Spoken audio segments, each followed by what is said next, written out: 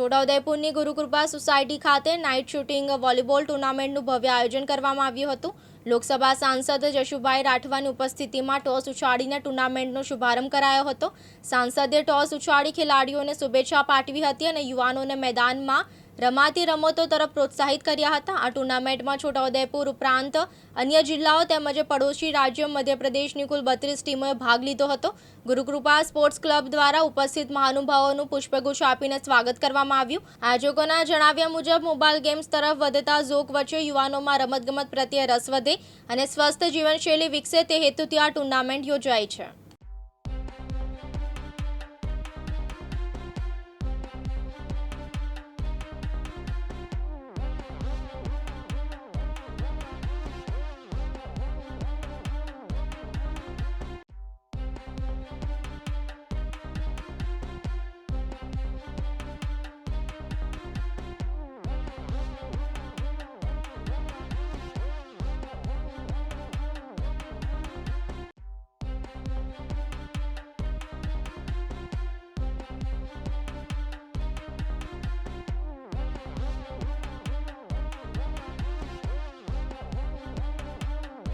આજે છોટાઉદેપુર નગરની મધ્ય ગુરુકૃપા સોસાયટીમાં નાઇટ શૂટિંગ વોલીબોલ ટુર્નામેન્ટ યોજાઈ રહી છે।